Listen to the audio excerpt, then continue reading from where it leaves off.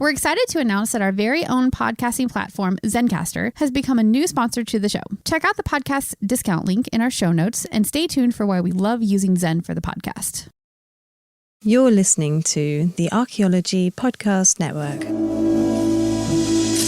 This is the CRM Archaeology Podcast. It's the show where we pull back the veil of cultural resources management archaeology and discuss the issues that everyone is concerned about. Welcome to the podcast.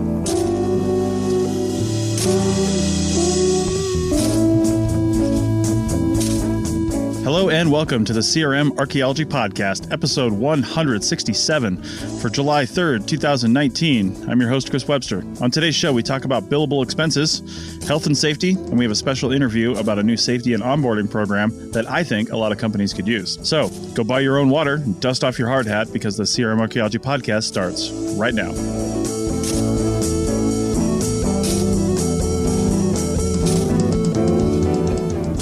Hey, just a note before we get started, Doug's microphone is doing some weird rubbing and stuff, and we couldn't figure it out. So I tried to reduce a lot of it in the post-processing of this episode. However, you're still going to hear some of it, and I apologize for that. And we'll try to get it fixed. On to the episode. All right, welcome to the show, everyone. Joining me today is Bill in California. Good morning. Doug in Scotland. Hey, guys. And Stephen in Calgary. Hi.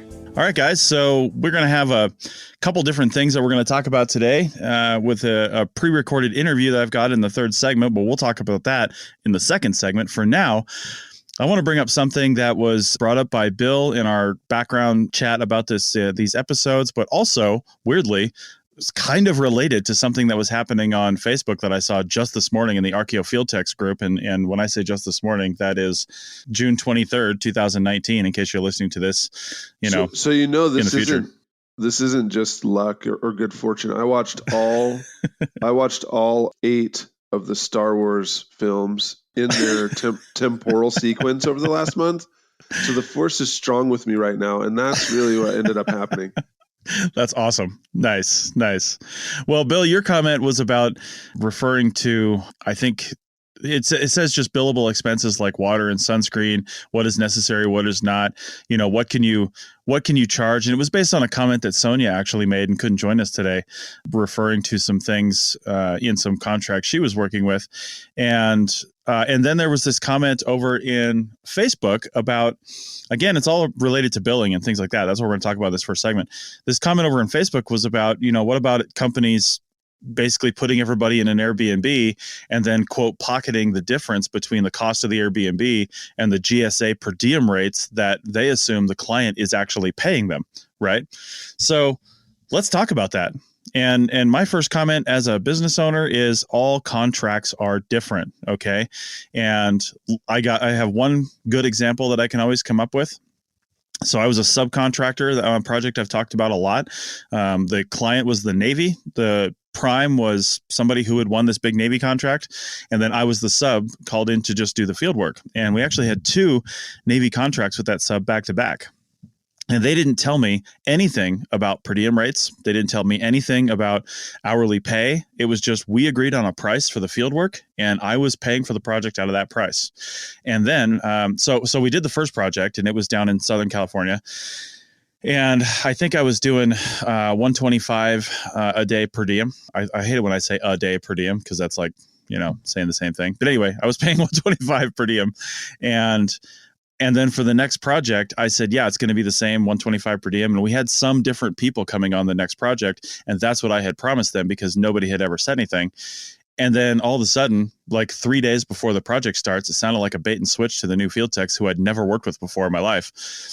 It came down from the client that said the Navy, even though this is a fixed price contract and the prime is just paying me, and I wasn't even required to turn in any receipts or anything, they came down and said $110 per diem. That's all the Navy wants us to do on this one. And I was like, oh, okay. Well, do they have any say over the hourly rate? And they said, no, well, there's the minimums, but no.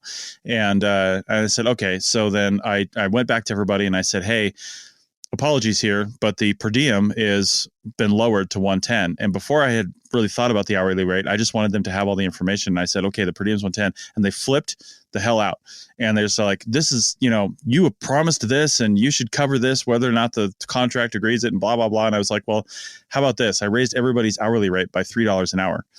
And then they seem to quiet down a little bit. And because when you look at the numbers, raising everybody's hourly rate by $3 an hour on a short term, well, it was 6 months, but still that's relatively short term from a career standpoint. It's not that big a deal from a number standpoint. It all still works out. I was budgeted for that money, but it all works out. So anyway, that's my point, is you never know as a field tech what the contract actually says. And more than likely, they're not going to discuss the contract with you. So before you start throwing stuff around, maybe try to talk to somebody, but think about it. I'm not saying CRM companies are unethical, but think about it. Bill, what have your experiences with this stuff been? Because you put this comment in our Slack chat about the billable expenses and things like that. I mean, water and sunscreen down in Arizona. Yeah, that seems like it should be part of every job, right? Safety, health and safety. You would think that stuff like water and ice and like those kind of things would be required for safety. Not only that, but in the training for heat exhaustion or heat related complications, they'll say things like, get this individual to a cool thing, put a cool compress, right? Well, it's difficult to do that in a remote county, La Paz County, Arizona, in the summertime if you don't have ice. So there's two. I guess I have one thing to say about the GSA rates, and I think we've talked about this before on the podcast before. That Sonia has told us before that per diem is not guaranteed, and that it is part of the contract, but also that companies could even I guess decide not to pay it, or they could pay it at certain times, or they could pay it in different intervals, like you were just saying, or they could try to roll it into some other kind of benefit. For example, like having you go buy food, then hand in the receipt to prove that you've purchased $55 a day of food, right? So that gets us into a whole nother gray area where, sometimes crews know that that's going on and that the highway department or whatever requires receipts. And so they end up just going and getting a receipt book from some other place and then filling out receipts for stuff so that they can submit it and keep the $55 a day.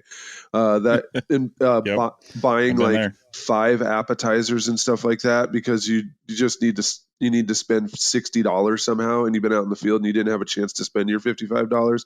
I mean, like, there's a million ways that crews will do everything they can to get that money. So that's why, as far as like a morale and business standpoint, if you can do it and you aren't in trouble going to go out of business, you should just go ahead and pay the per diem that you've put in the contract, or if you can afford it, because crews come to expect per diem. I mean, that's just how it is. They come to expect per diem. They come to expect their own hotel room, which this whole Airbnb thing, that takes us to a whole nother dimension that I'm like, I don't really know what to say, because we use Airbnbs a lot of times, for our travel, just to conferences and, to do field work and stuff. So we've kind of like the hotel is now an equal opportunity. I mean, if I can afford it, I will always choose Holiday Inn Express over any Airbnb, because you get so much more for that. Like, a pool, free breakfast, all this different stuff, internet, you don't have to worry about it, working or not. With these Airbnbs, you show up and there's like mice running around and stuff like that. And, the bed sheets haven't been changed in a million years because it's just normal people trying to take care of a hotel room. So that's beside the point. I hate if a company is putting people in Airbnbs. Also, they're forced to be together, like road rules. And so you work together all day, then you get to live together all day with 9 other uninvited roommates. Like that, I also can't stand that kind of thing too. But going back to the other safety thing and the other billable expenses like sunscreen and water, in Arizona, every day you fill up, well, I don't know about everyone. Every day it's understood that some of the people there will fill up the 5-gallon orange buckets, and we calculate how many gallons per person you need per day. And then each person is also responsible for filling up their own water bottle or their Camelback or whatever hydration system that they have in the morning. And we all just roll out. And then sometimes if the company is moving forward or whatever, we'll put purified water from in front of a Safeway or a Circle K or whatever. Actually go to some kind of village and fill up the water with purified water, and then we'll also buy ice. A lot of times we'll make deals with the Circle K, right? So if we're going to be there for 6 months, we'll just tell them, hey, listen, we're going to be here from Monday through Friday. Is there any way you can get this much pounds of ice per week and this much pounds of water, and I guarantee that I'll buy it. Just like set it all up, because some of them don't have the dispenser or whatever. So if you can just get them to get extra water and put it in their cooler, I mean, it's taking up space in their thing, but if you talk to them, they'll do it a lot of times. And we have done it for these huge crews. Okay, I never really guessed where the money for that was coming from, because we just scanned the company card until we started to get flagged for stuff. Like, I guess there was a project where we had a client who didn't budget for ice. And so all of a sudden, $78 of ice was magically not an expense. And so they were giving us a talk about how ice wasn't part of this project and we need to check in advance to see whether ice is actually on the thing. I was shaking my head like, you can't be serious.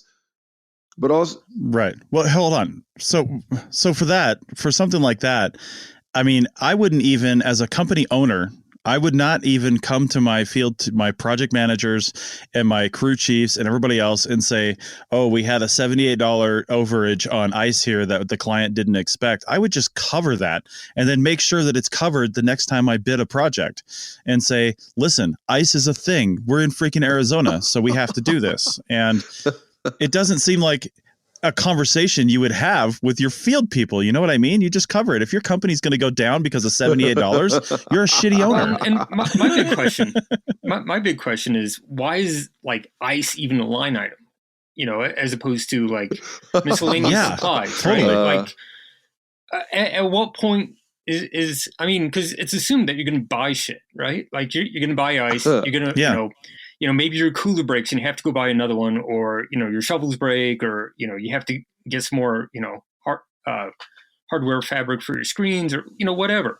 That's kind of assumed that those are the stuff you put into jobs. So I don't understand, like, that's not, and it's not like, well, we absolutely have to do the job. It's like, well, we do, but that's not the sort of stuff you normally tell a client, is it? Like, no, I don't normally do billing, so I don't understand how like line items work. But I would assume that you're not getting as granular as ice, 5 bags. Yeah, but you do though with some clients. Man, I've been on these projects where all kinds of stuff's happening. I've been on a project where they didn't pay the company gas card. So we couldn't actually fill up gas at the whatever gas station that we're supposed to go on.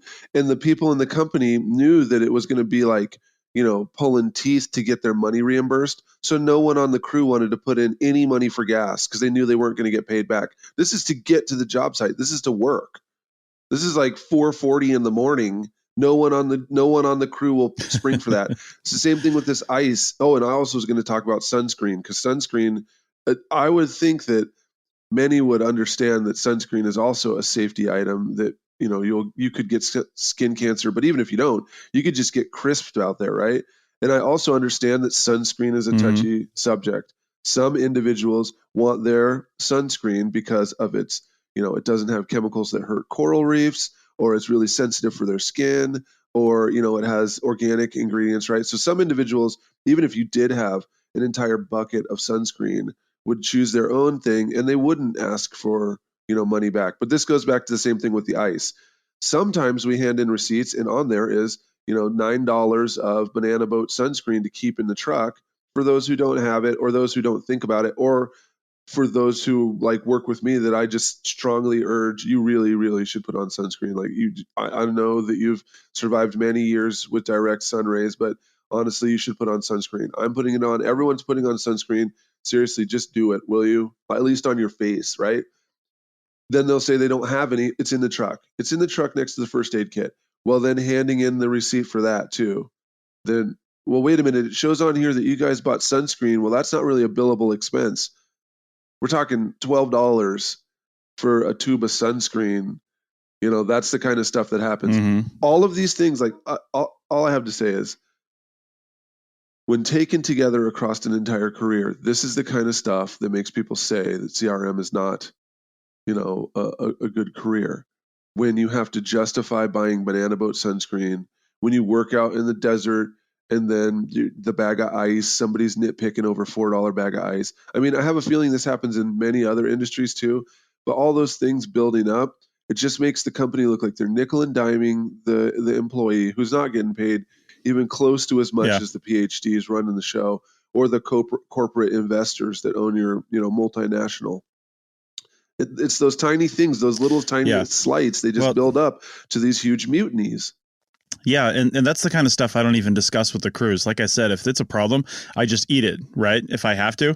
I don't want them to know that little stuff like that is going on. I just want them to be content and do their job and be happy about it. You know what I mean? And so I try to cover all those little things. And I know that going back to line items, I have had conversations with other business owners before that have worked on certain, especially military projects and some really high-level federal government projects where line item expenses are required to be turned in. They need to know everything that's going on. But that's not saying that you have to actually, as a company owner, line item those expenses. You know what I mean? Because you're getting money, that most of your profit is coming from the billable rate for your employees. Okay. That's how you're making your money. That's where the profit is coming in. You're saying, okay, this employee, I'm paying $25 an hour. I have to pay half of that, most of that in taxes. So now I have to charge $50 an hour, but I also want to make some money. So I'm going to charge $65 an hour. So that extra $15 that you're not paying in taxes goes to your overhead, goes to your line items, goes to all those things. And you have to make sure that that little buffer right there is not too much that you're not going to win projects, but it's enough that you can cover as a company expense things like ice and water. And if you look at it like that, like you're not putting a Ford F-150 down on the line item because you already own it. Right. But you're putting gas in the Ford F-150 down as a line item. Right. But let's just say you already own ice and water and just call it good and don't put it down as a line item. Yeah, I don't know. Also, like, sometimes some of these things, like we could do with, going back to the sunscreen, we could go on Amazon and buy just crates of the Equate low tier sunscreen, right? And then have a bunch of people not want to use it, right? We could go out there and buy, however much purified water and everyone be happy, or we can just fill it up in the bathtub. Like we've talked about it before, tub water. Yeah. It depends on the individual. If you want them to keep working hard and you know that they're really finicky about the water and it costs 99 cents a gallon for you to get a gallon of, water from the Circle K that you already have to get gas there anyway. Mm-hmm. If you can afford it, it sounds like to you, Chris, you're the one who pays for the quality water because you know that when they drink it, they're going to keep working, right? Yeah. In the past, I've been the one who eats it on the water because we don't put any money in there and nobody likes drinking the, really mineral rich California tub water from Travel Lodge, right? Out of the rusty pipes. Right. Everybody complains about it. And it's that tiny little complaint that then builds up to someone like, taking extra long breaks, texting when they should be working, failing to record, not going the, extra distance. And it seems like it's trivial and that the people out there that are working on the project are being really petty about this kind of stuff. But it sounds to me like you understand that seriously, making them satisfied is how you actually do a good job and make money and get more contracts. And these tiny little slights of having to stay in Airbnb that totally sucks, having to double bunk, having to drink tub water. I mean, when you explain it like that, it sounds very childish. Mm-hmm. However, to the people who are actually out there, it is not childish. No. And it's just another slight. Yeah, totally. So I hadn't intended to continue this discussion into segment 2, but I think I can roll this into what we were planning to talk about in segment 2, because we are talking about safety now. And this all kind of rolls into that and ties into our third segment as well. So let's take a break real quick and we will come back and finish talking about this and roll into a safety discussion topic back in a second. Chris Webster here for the Archaeology Podcast Network. We strive for high-quality interviews and content so you can find information on any topic in archaeology from around the world. One way we do that is by recording interviews with our hosts and guests located in many parts of the world all at once. We do that through the use of Zencastr. That's Zencastr. Zencastr allows us to record high-quality audio with no stress on the guest. Just send them a link to click on, and that's it. Zencastr does the rest. They even do automatic transcriptions. Check out the link in the show notes for 30% off your first 3 months, or go to zencastr.com and use the code CRM Arch. Looking to expand your knowledge of X-rays and imaging in the archaeology field? Then check out An Introduction to Paleoradiography, a short online course offering professional training for archaeologists and affiliated disciplines. Created by archaeologist, radiographer, and lecturer James Elliott, the content of this course is based upon his research and teaching experience in higher education. It is approved by the Chartered Institute for Archaeologists as 4 hours of training. That's in the UK, for those of you that don't know. So don't miss out on this exciting opportunity for professional and personal development. For more information on pricing and course structure, visit paleoimaging.com. That's PALEO imaging.com, and look for the link in the show notes to this episode. Prescription products require completion of an online medication consultation with an independent healthcare provider through the LifeMD platform and are only available if prescribed. Subscription required. Individual results may vary. Additional restrictions apply at lifemd.com. Read all warnings before using GLP-1s. Side effects may include a risk of thyroid C-cell tumors. Do not use GLP-1s if you or your family have a history of thyroid cancer. If you've struggled for years to lose weight and have given up hope, did you know you can now access GLP-1 prescription medications through LifeMD? LifeMD is now offering eligible patients online access to GLP-1s, the breakthrough prescription medication that can help you lose body fat and weight. Listen to what people are saying. Probably the easiest thing I've ever done. The medication comes in the mail and it's very easy to use. I've been able to live my normal lifestyle and I've lost 20 pounds already and I've never felt better. It changed my life. And here's the best part. Your insurance may cover 100% of the cost of your medication. So go to trylifemd.com to have your eligibility checked right now. Get started today at trylifemd.com. That's trylifemd.com. All right, welcome back to the CRM Archaeology Podcast, episode 167, and we are talking about billable expenses and leading into safety and things like that. And Bill, I want to step it back just for a second here, because one of the things we were talking about was, water and sunscreen and things. Those are the two big ones, I think. I've never actually had a company pay for sunscreen, to be honest. I've never seen that. But bug spray too. Bug spray. Yeah, but I've never seen that either. Water is definitely a thing, but no company that I've ever worked for, and I've never provided it because I actually didn't even think about it. Sunscreen and bug spray. See, that's where what I wanted to talk about, though. No, listen, where's the dividing line? Because if you go work in a factory, if you go work somewhere in a factory, they're probably going to give you like the overalls, right? Or if you go work somewhere where you're doing, I don't know, you're a charter service technician or something, they're going to give you the shirt and the pants that they get from the uniform supply company, right? Well, where does the line stop for what the employer in a CRM context should provide and what they shouldn't? Because if I'm sitting in an office, hey, let's bring up the office for a second here, because these people that are complaining about paying for water in these government agencies or wherever they're at, they're saying you have water as a line item expense, are sitting next to a water cooler that their company pays for. So, have you ever been into an office that didn't have a water cooler? A water faucet. Yeah, well, even if they didn't have the water cooler, they have a faucet that's readily available, or a drinking fountain that they can easily drink from. Exactly. So where is the line to where what an employer has to cover? When I did my very first, actually my second project ever, my first one, they didn't really cover anything. They gave me a list of stuff to go buy. The second project ever, I walked onto this excavation. They handed me a bucket, a typical Home Depot bucket. It had a crappy wooden clipboard in it, like one of those standard clipboards. It was like particle board things. And it had a trowel. It had a line level. It had a bunch of other different little supplies. And they had just decided that they're going to give everybody that walks onto the project those things, whether you want them or not. And, then they didn't supply water, oddly enough. We didn't have any of that stuff, and we had to supply our own water. But where is the line? What do you guys think? Why do we think as field technicians that we should be given literally everything to do our jobs, whereas no other job you've ever worked in your life does that? So I'll hit it up first because of how it was reasoned out to me by the mine company, because those guys do actually, in fact, give them like all kinds of other stuff besides just their overalls, right? Their hard hat, all their other gears. The companies that I work for that actually didn't have any problem with the whole water and ice, they explained it like this. When it comes to a risk management standpoint, you think about what are the potential hazards, and then you try to engineer away the hazards, right? Like that's how you're supposed to think about the health and safety thing.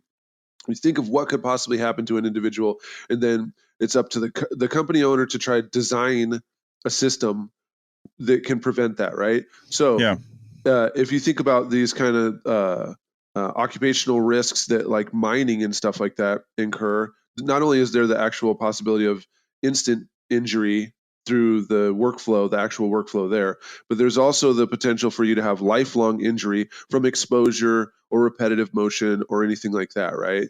OSHA recognizes both of those things, right? So the mind tries to set up a situation where people are not exposed to things and where they are not in a chance where they could get a work injury. The companies who do the most work on mines are the ones who don't care if you put in money for banana boat sunscreen or whatever, and they don't care if you have ice, because the problem of not having ice out there in the field in water is that the individual could have very quick life-threatening injuries from being hot in Arizona desert. So when you fill up the water tank, they understand, this person needs water to stay alive. And then if they want to keep them from having health injuries later on, then that person also needs to have some way to rapidly cool their body. Ice is the easiest way, right? Same thing with sunscreen. They understand that being out there and getting exposed to UV rays could potentially give you a sunscreen, and there could potentially be an individual who sues the corporation because they get some kind of melanoma on their ears or body parts that was exposed constantly, and then they just swear that no, that part was only exposed when I worked for this company for 10 years, and then they try to get their cancer treatment. The solution is $8 of sunscreen. So those were the ways that they explained it to me. It wasn't a matter of us asking for caviar instead of bologna sandwiches. It was could this person sue me later on because they got heat stroke out there? Yeah. If the answer is yes, then yes. Could they sue me because their chair doesn't work right and their neck kind of hurts? Okay, then buy them a new chair. It's $300 for a new chair. If Bill's complaining about being too tall, which is a constant complaint, they just bought a whole bunch of other stuff to jack up my monitor in a quality chair. That's just the way that they thought about it. The other companies that want to expense stuff like that are the ones who are just kind of all you need is a shovel and a clipboard. Go dig. Mm-hmm. Well, if you want to draw the line, it's actually in the OSHA standards, and actually sunscreen is not required. It's not one of the things that is required for personal protection equipment by OSHA. And I mean, it gets a bit complicated, but technically some of the stuff you're supposed to be being bought on each new project. Only with the agreement of the employee can they use previous equipment. So your safety vest or anything like that. Technically, if you want to, every project you go on to, you could ask for a new safety vest, even if you already have one. But things sunscreen, sunglasses, stuff like that, you don't have to provide it for OSHA. It's not considered health covered by PP. that. Yeah, it's not considered in that. And it gets a bit weird because they also don't consider steel toe shoes and boots as required, though you couldn't be on a construction site without them. Yeah. But I think that was just one of those weird negotiating things that people didn't want to pay for steel cap boots. And so, the companies won out on that one. But there's a lot of stuff, but suntan lotion is not considered safety equipment. And I haven't seen anything about water, but I doubt, if you're working in a desert in a hot area, that is definitely safety, but I don't think there's any official regulations that actually specify water as being included in any health and safety. Well, let's take regulation out of it then. Yeah, it's because I'm thinking of companies like Google. Okay, they're a great company to think about for this circumstance because they kind of kicked off this whole weird Silicon Valley working environment revolution, right?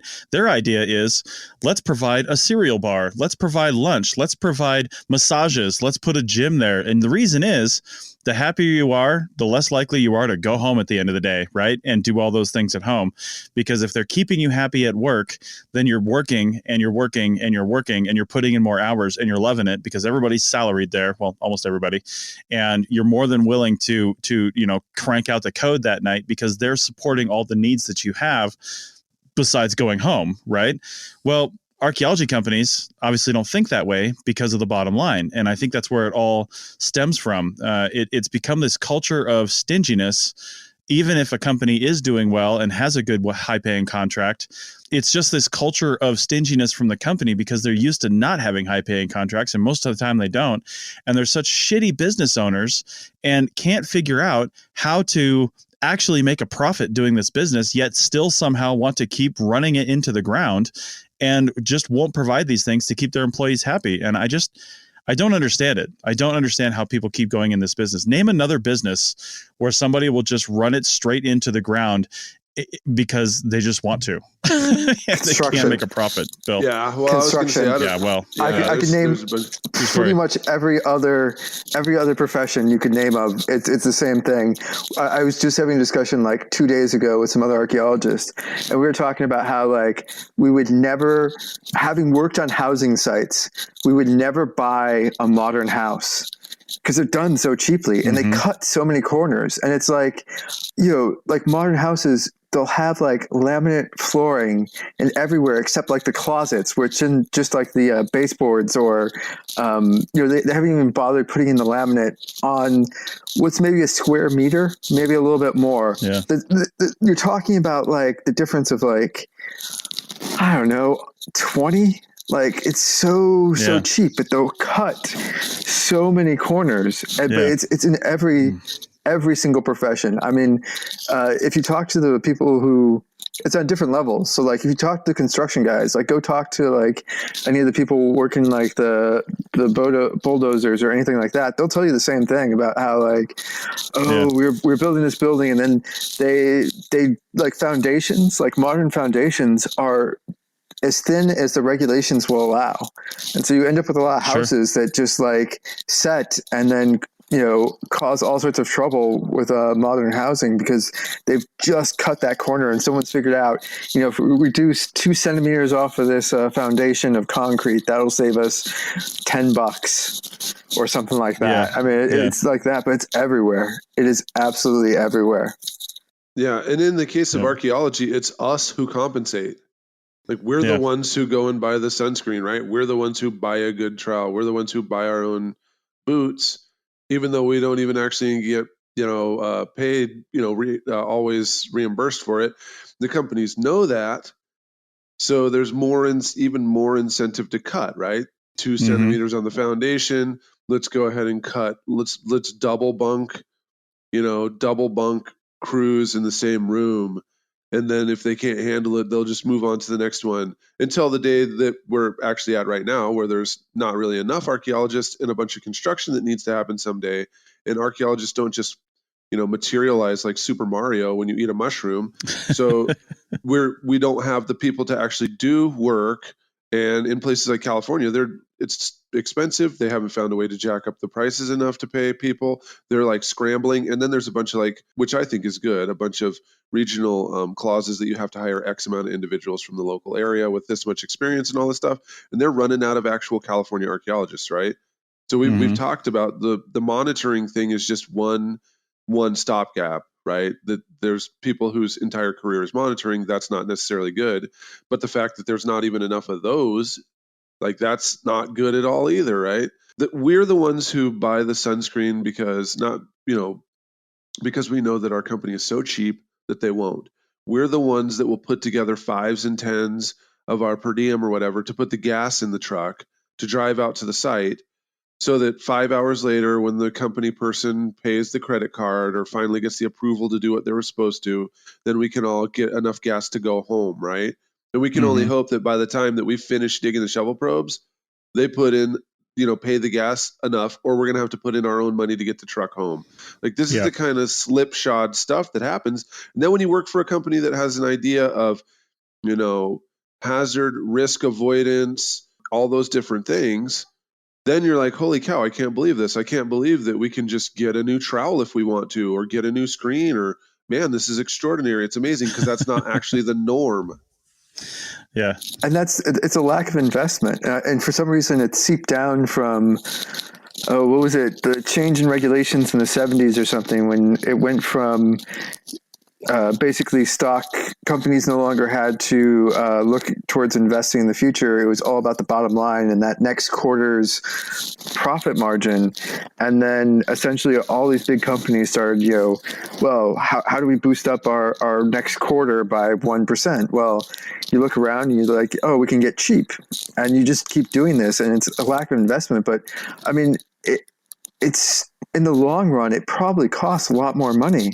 I mean, I've worked for companies that had very old vehicles, and I don't know how many hours of my time, build time, to the company was spent like me driving the trucks over to like the garage to have them looked at because something was going wrong. Like the AC wasn't working and we're in the middle of a desert, which you can't do. And it was overheating, or, the tires, we'd run down the threads on the tires to the point where they're about to burst and they need to be replaced. It's just all these things. And honestly, if you just invested in like a new vehicle, you'd probably in the long run end up saving yourself money. But I think people just, they think too short term. Oh yeah. That's the biggest thing right there, man. Thinking too short term. So then the other thing we were talking about before is tracking, getting beyond just the actual equipment, the whole health and safety management system of your company, right? Indeed. Many companies have gotten to the point where we do have health and safety checks and everything, and we try to do our best to make sure folks are complying with safety regulations. But my question always was, okay, so if I am able to argue that sunscreen keeps someone from getting cancer and that ice is necessary to keep people from dying, and then we're having the tailgate short meetings about safety for the site specific that we're doing, but also like, for individuals, how are they feeling? Did they get wasted from the sun yesterday? Like what are the potential hazards of the field? What are the potential hazards of me having these folks work with me? Okay, if everyone's doing that, which that's even beyond, because a lot of times you just look at the truck and do the 65 checkpoint thing, then you stand there and just say, there are snakes, there is valley fever, it is hot. And then, does anyone have anything to add? Hopefully you're working with a crew that says, yes, my ankle got messed up, or the other day I did see rattlesnakes, right? So we would collect that information, both a pre-work tailgate and then a post-work tailgate for a lot of these projects. Mm-hmm. So then after we finished and we went back and we're writing the report up, or when we get done with the field work, we'd have a meeting with the PIs or whoever's in charge, talk to them about how everything went. But all they wanted to know is, did you find sites? What did you find? How cool is it? How much money did you spend? Okay, have you turned in all your stuff the proper way you're supposed to? Okay, that's it. Oh, you saw 65 snakes? Like, they weren't actually collecting data and tracking that across time to actually create more safety in the corporation. We were filling out the worksheet, but we were never actually doing the second half of trying to find ways to engineer workflow that people don't get into hazards. So, yeah. I mean, I don't really know what the solution of that is. It seems like all of this is just workplace culture, but maybe you guys have some suggestions. It'd be tough because, I mean, we're in a competitive tendering environment in, most cases in archaeology. And in competitive tendering, you have so many pages you need to provide on different things, and almost never do contracts include a whole section about like health and safety or any sort of comparison.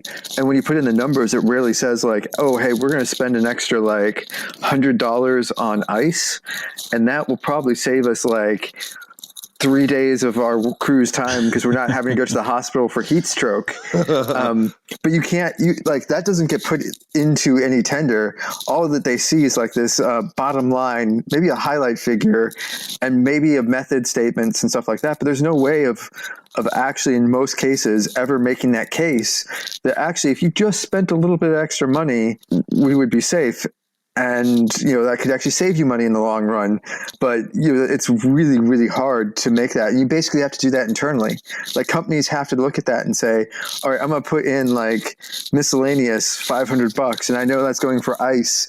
I know that's going to save our crew like 3 days of work because we don't have heat stroke. But it's really tough. It's, trying to sell.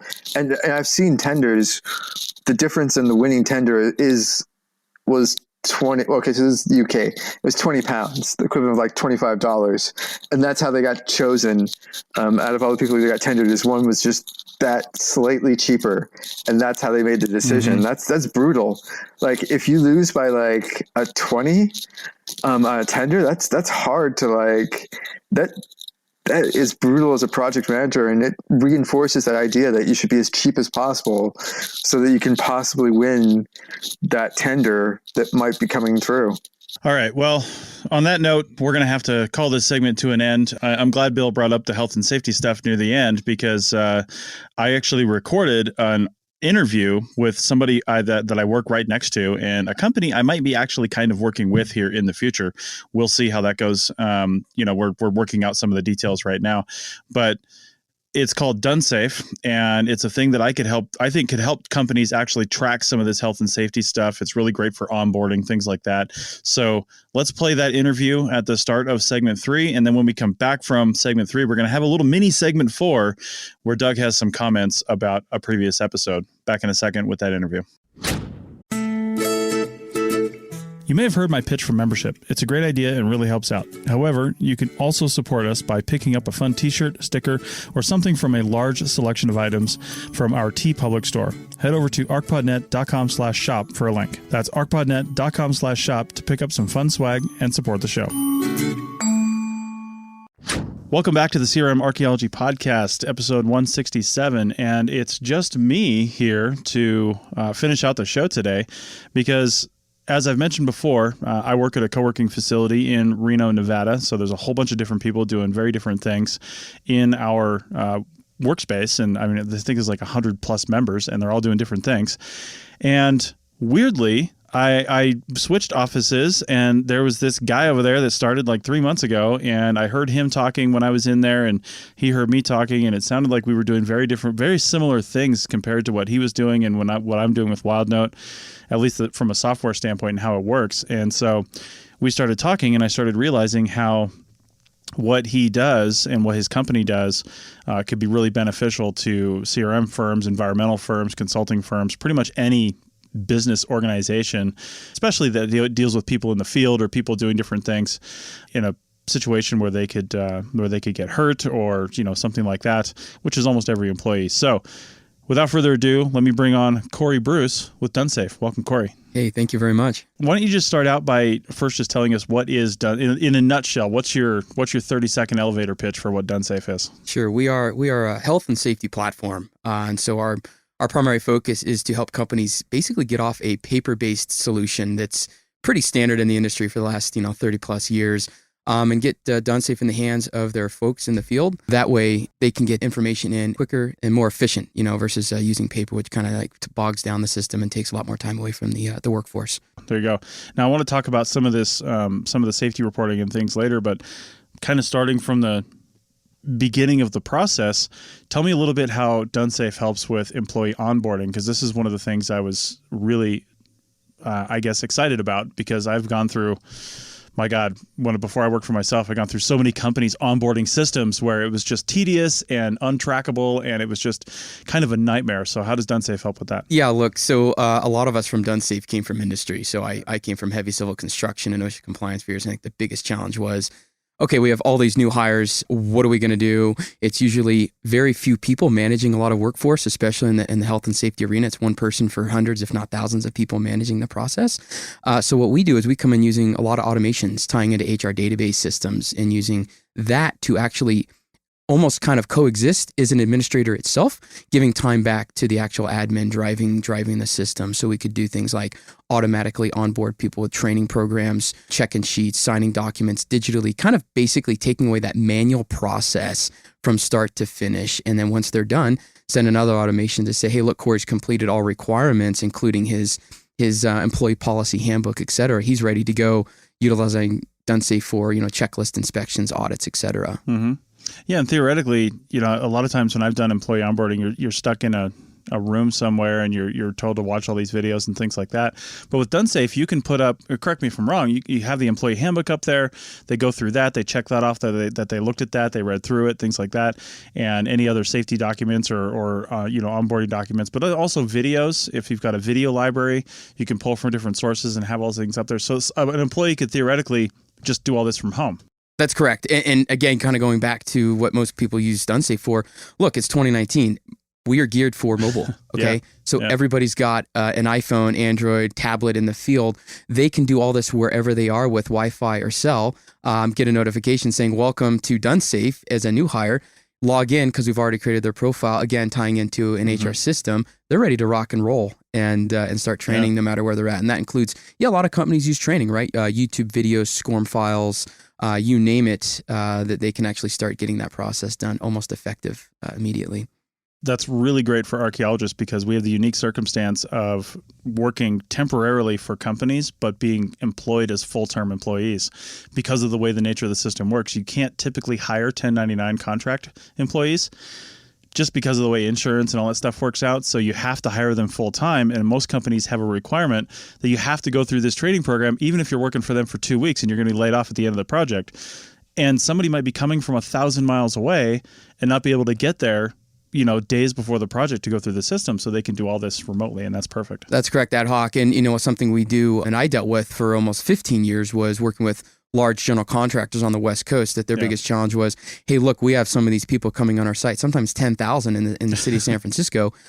How are we going to track and manage these folks that are not even our direct reports? Yeah. Or how do we get them to acknowledge a policy or procedure, or even maybe an orientation training that it complies with our policies, because we're we're the project owner, right? They're liable. And so that's how DoneSafe can come and acknowledge that with contractor management, as a matter of fact, and getting people, whether they're on a site once or maybe indefinitely. Yeah. Okay. Well, let's move to safety, which is, in the name of the company. So kind of a foundation of safety right there, which is great because especially out here in the West, we work on a lot of mining properties, and safety reporting on a mine is something. I mean, it is through the MSHA process, and then you've got OSHA running, just about everything else. How does safety reporting work from, say, the employee side, from both mobile, offline access, and then, online as well? Yeah, sure. That's a really important topic. As I said, I spent almost my whole career working as partnered with federal OSHA, actually OTI, and actually a lot of companies directly with MSHA as well. So a lot of experience in this field. The biggest challenge is if there is incidents reported in the field, a lot of the key personnel, safety directors, their managers or foremen, may not get all the particulars immediately, right? And so what we are helping accommodate a lot of companies is getting that information in their hands real time in order to help them make better informed decisions, but also help use it a tool to maybe catch lagging or other indicators to make sure that their workforce is actually maybe better safely trained, or maybe finding other job site exposures. That way they can ensure they're not going to have recordables or reportables, which for OSHA and the other companies that fit in with the employee count, they have to send their files to federal OSHA every year, and they don't want them on their record. So that can hurt them. So our software allows multiple devices to communicate real time, depending on how they want it: email, action item notification, text message notification, to say, hey, look, Corey had a near miss, let's investigate that and figure out what happened and how we can prevent it again, and use that as a learning experience, but also document it as well. Yeah. And I want to jump back to that real quick. Something that we just kind of skimmed over there real quick was, it's not just about reporting safety incidences and making sure the company doesn't get sued, and things like that, and to make sure everything's done right. But it's also really tracking the process of how this thing happened and how how you solved it, and making sure it doesn't happen again. That's exactly right. It's I think reporting the incident is sometimes almost the smallest component. The biggest factor is when you get in there and you're looking at a root cause analysis is, okay, what can we do as a leadership team? And this kind of ties back to ISO 45001 that was passed last year. And that's a leadership top-down approach from a company saying, what can we do using safety management systems from a systematic approach of think, plan, do, act is basically what it is. And that's what DoneSafe is helping doing is pulling data and getting data in that companies don't know. You don't know what you don't know. But if you can get data in and then report on those metrics, you can review that using DoneSafe's reporting capabilities and saying, we have a job that has a high number of near misses or a high number of incidents, maybe lacerations or head injuries. What is going on there? Is it something we missed in a JSA? Is it a leadership and training? Where are we hiring these guys and gals from? So that's what DoneSafe is helping doing, is actually culturally changing the way people think and look at safety as a whole using our product. Absolutely. Nice. So you guys have over 1 million users in your system, and so you have companies of lots of different sizes. Most archaeology companies or cultural resource management firms are going to be probably classified in a small to medium-sized company. Who are the usual administrators of this program? What kind of job titles, what kind of people will be the ones that you would talk to when you implement the program, and they're the ones kind of running it from that side? Yeah, so we have about 1.5 million users now, which has been great. We're just explosive growth with our platform.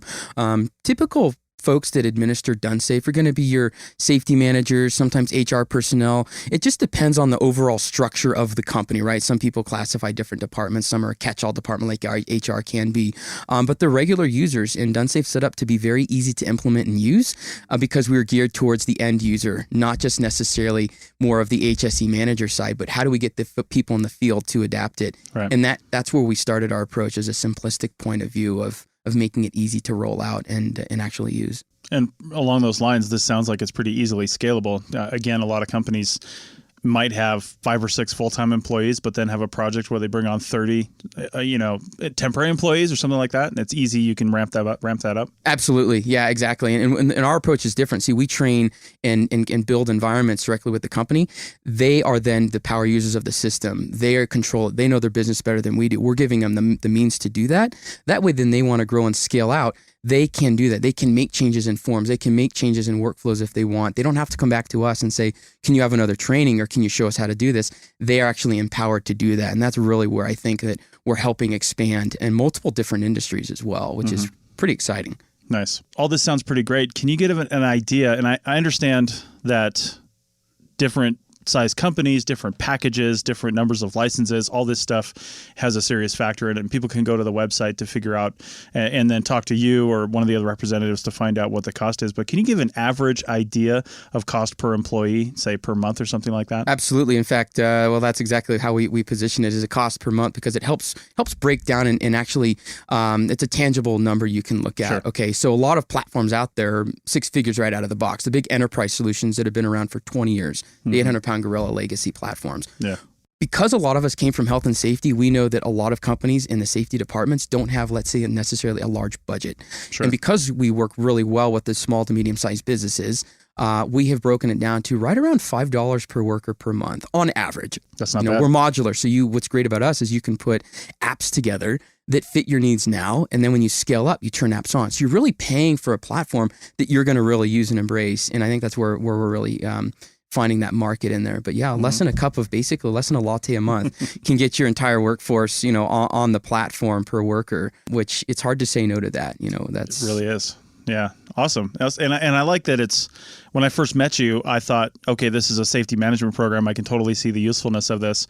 But then the fact that it is expandable with the, modular and the ability to build different forms and systems on your own or have DoneSafe do it for you and different things like that, it really is scalable with whatever operation you want to do or number of employees. That's correct. It's funny. We often have this talk with the leadership team of we really started out with audits and incidents and maybe consultations, right? Some of the key core safety tasks that a lot of us did in the past. But because of where DoneSafe is now on configuration, and we are working with companies from, companies like McDonald's to some of the largest manufacturers in the world, companies out of Detroit, to HR systems, to even Audi using us as their service managers. So the good thing is we're breaking into markets we never thought we would because people are finding a use for our platform. Sure. Gwyneth Paltrow's company's looking at us. I mean, that's retail. I mean, who would have thought that you'd be going into that down in LA? So to answer your question, absolutely. That's how we're getting to the customers is through the configurations. All right. Very good. Well, if somebody wants to find out more about this or maybe do a demo with you, how do they get in touch with you and how do they find out more about DoneSafe? Absolutely. They can go to donesafe.com. That's DONESAFE.com. Or they can send us an email, hello@donesafe.com. Tell them they heard about us through this podcast, and they'll reach out to us, and we'll get in touch with them and give them a demo and show them what our platform can do. Sounds good. Corey, thanks for coming on the show. Hey, thanks so much for having me. All right. So as promised, we had a little mini segment 4 because Doug has some comments on a previous episode. Doug. Yeah, a couple of weeks back, you guys discussed a comment that came in from a listener about language we had used for the Me Too podcast.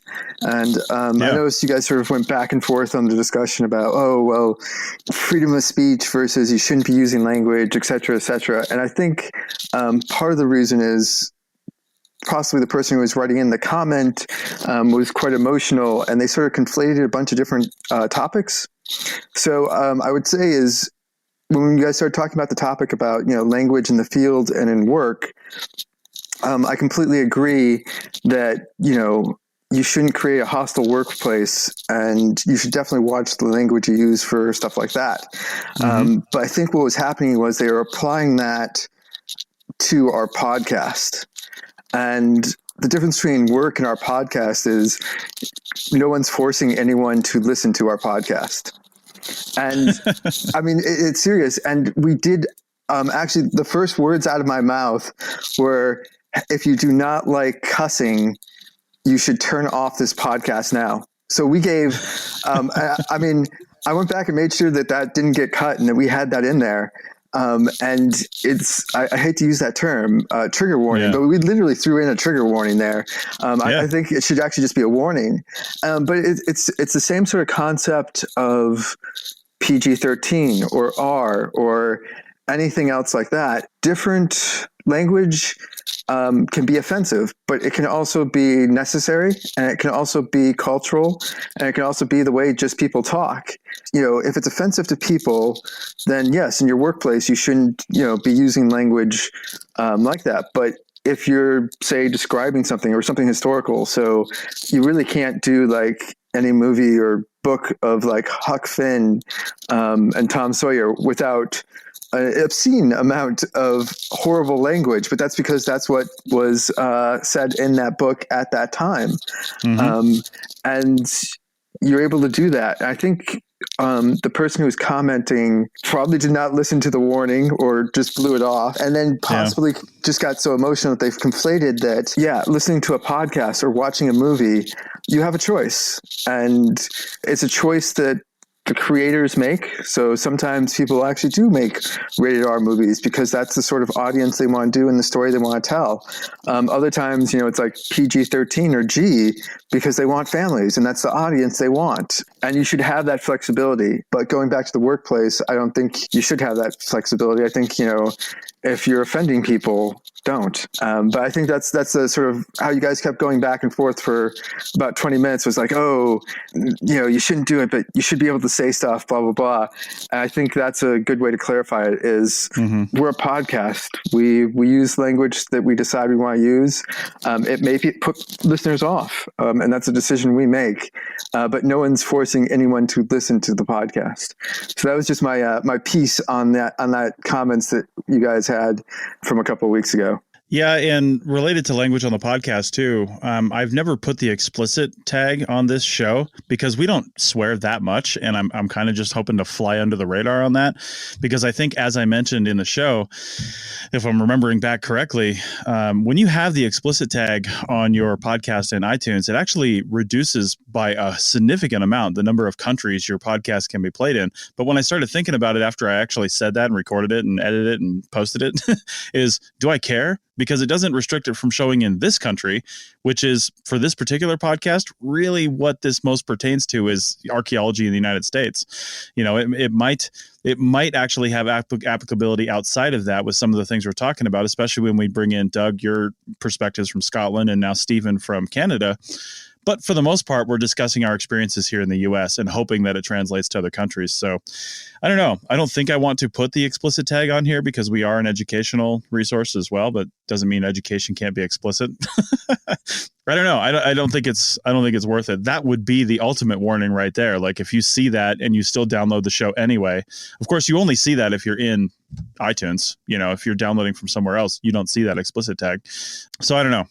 Who knows? I think those are good comments, Doug. Some good things to remember. So with that, if you do have any other comments on anything we discussed in this episode or the episode Doug is talking about, I'll link to that in the show notes. Then please send us an email or a tweet. Mine is chris@archaeologypodcastnetwork.com, and everybody else's Twitter contact information is in the show. And you can also contact us just through the show page at arcpodnet.com/CRM Arc podcast. And then one last little plug here at the end of the show.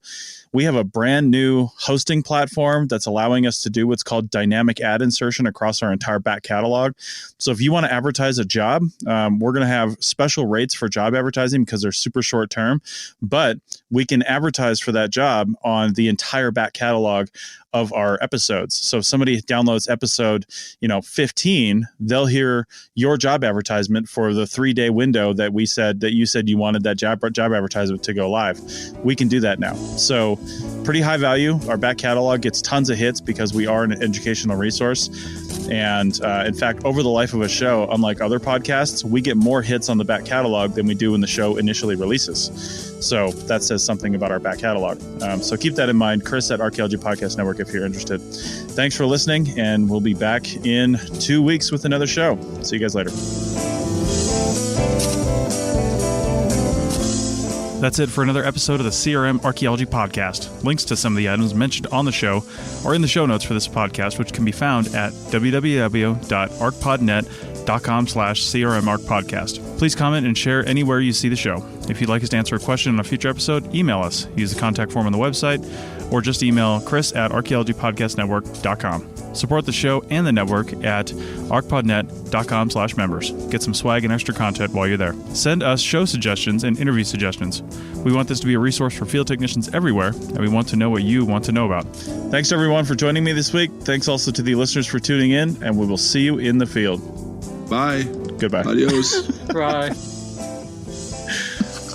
I decided to delay mine. I already took Doug's thunder. I delayed mine by half a second.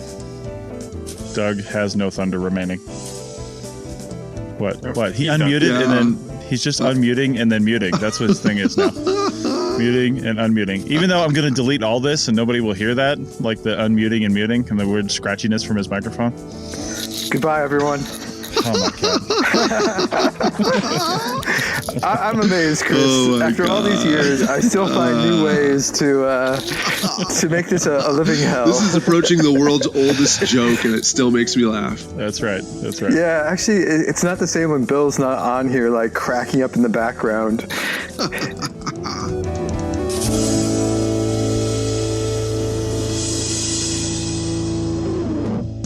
This show is produced and recorded by the Archaeology Podcast Network, Chris Webster and Tristan Boyle, in Reno, Nevada, at the Reno Collective. This has been a presentation of the Archaeology Podcast Network. Visit us on the web for show notes and other podcasts at www.archpodnet.com. Contact us at chris@archaeologypodcastnetwork.com. Thanks again for listening to this episode and for supporting the Archaeology Podcast Network. If you want these shows to keep going, consider becoming a member for just $7.99 US a month. That's cheaper than a venti quad eggnog latte. Go to archpodnet.com/members for more info.